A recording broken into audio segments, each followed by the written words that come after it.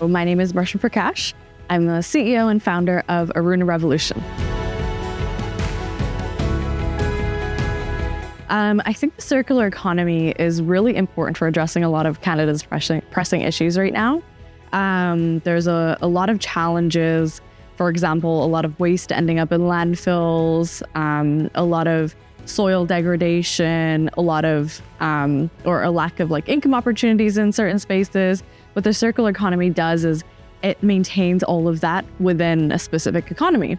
So what would happen is we would valorize waste from one system and put it into another system. And by doing this, we're maintaining the resources within a system where it's not just preventing things from ending up in a landfill, but also making sure we're hiring locally, making sure that we're supporting local systems.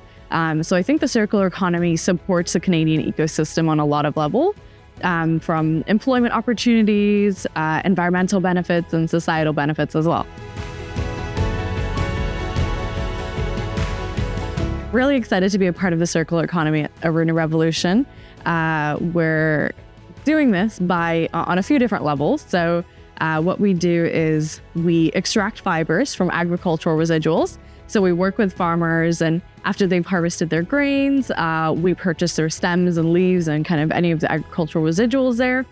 And we take that and we extract clean cellulosic fiber out of that. And with this clean cellulosic fiber, what we're able to do is take it and turn it into a lot of products that are currently ending up in landfills right now. So our first beachhead market is menstrual pads. There are over 20 billion menstrual products and their single wrap packaging that end up in landfills every single year just in Canada and the US. That's crazy.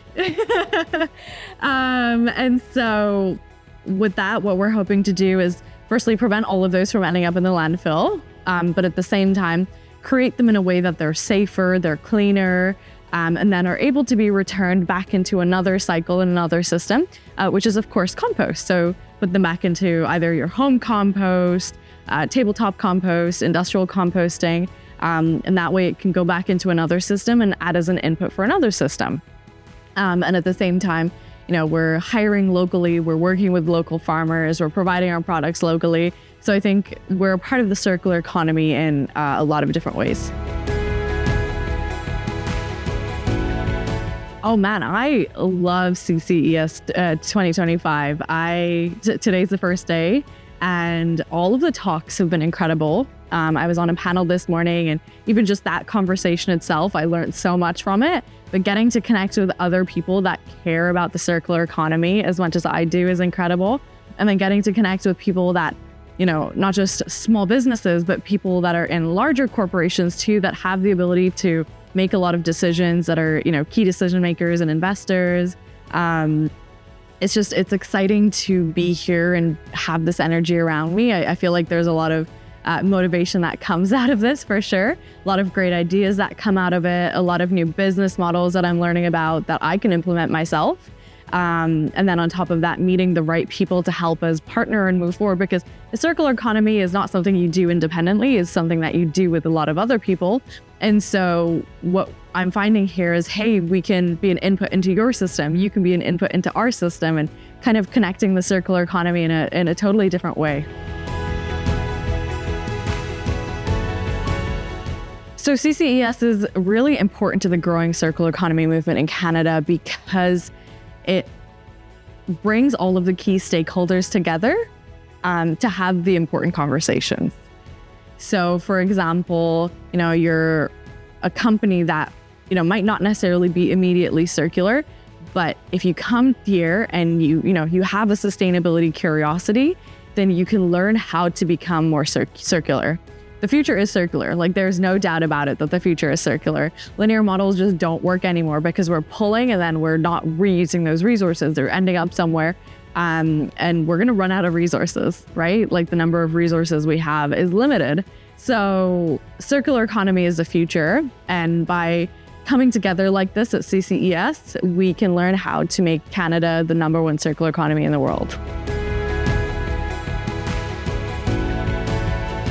One important thing that I hope that delegates take away from my talk specifically at CCES is that the the circular economy can happen at different levels. It can happen at a personal level by the choices that you make in the products that you consume and who you support.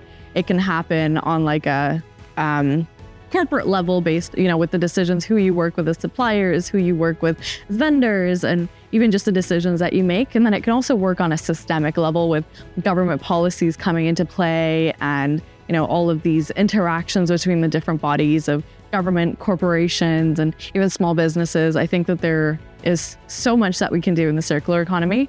For Aruna, we wouldn't be where we are here if we didn't have those interactions. It's not just farmers that we work with not-for-profits, we work with our customers who are purchasing our pads, we work with the government who supports us into getting into different spaces. And I think it's really important to have these different level interactions, but also recognizing that the circular economy isn't just one circle, it's multiple circles. Now is more important than ever to support Canadian companies that are part of the circular economy. So anyone that's watching this video, please support Canadian companies, purchase Canadian products, and it's time for a revolution.